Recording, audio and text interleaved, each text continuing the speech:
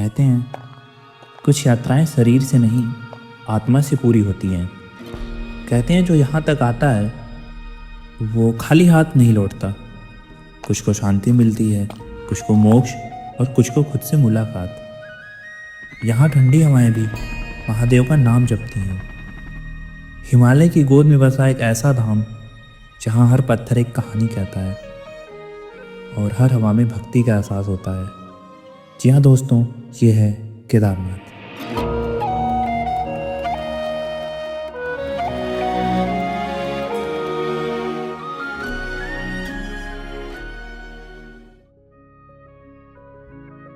तो हमारी इस जर्नी की शुरुआत होती है ऋषिकेश से,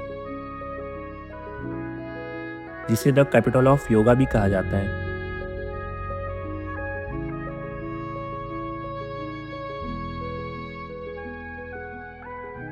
यहाँ से केदारनाथ की दूरी करीब 210 किलोमीटर है और इस पूरे सफर को हमने बाइक से कवर करने का प्लान बनाया।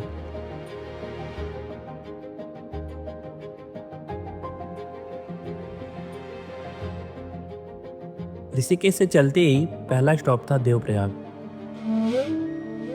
ये वही जगह है जहाँ अलकनंदा और भागीरथी मिलकर माँ गंगा कहलाती हैं।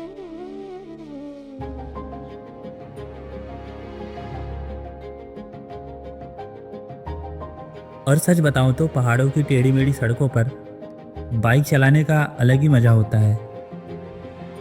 अब तक हम करीब 90 किलोमीटर का सफर तय कर चुके थे। लगभग 2 घंटे बाद हम पहुंचे माँ धारी देवी के मंदिर। इस मंदिर के बारे में कहा जाता है कि जब तक माँ धारी देवी यहाँ विराजमान है, उत्तराखंड में कोई भी अनहोनी नहीं हो सकती। मंदिर के दर्शन के बाद हम निकल पड़ते हैं सोनप्रयाग की ओर।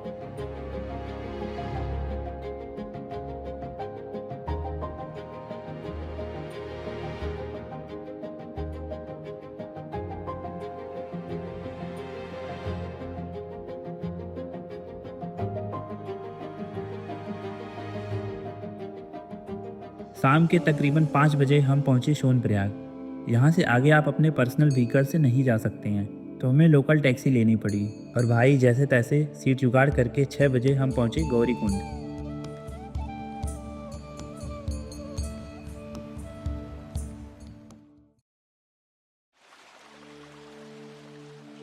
गौरीकुंड से 18 से 20 किलोमीटर का ट्रैक होता है केदारनाथ के लिए। अब इस रास्ते पर जो माहौल था ना, वो देखने लायक था। चारों तरफ श्रद्धालु, घोड़े, कच्छर, पिट्ठू, छोटे छोटे ढाबे और सबसे खास बात, हर कोई बाबा केदार की भक्ति में डूबा हुआ था। कहते हैं बाबा केदार उन्हीं को बुलाते हैं जिन पर उनकी विशेष कृपा होती है। और सच बताऊं, ये लाइन इस सफर में पूरी तरह से सही लग रही थी।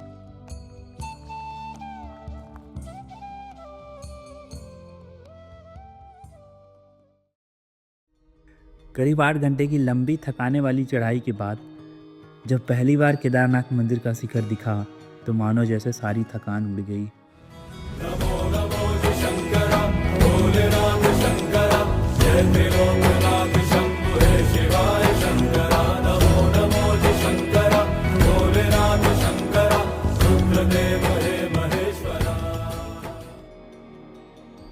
केदारनाथ मंदिर से करीब 1 किलोमीटर ऊपर भैरव बाबा का मंदिर पड़ता है।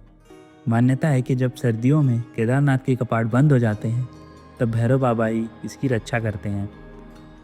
शाम को हमने बाबा की आरती अटेंड की।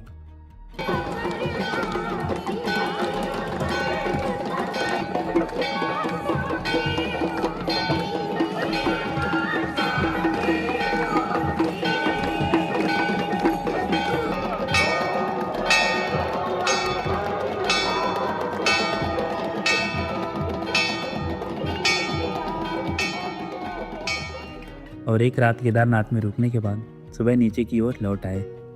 तो दोस्तों, ये थी मेरी जर्नी। आई होप आप सबको पसंद आई होगी।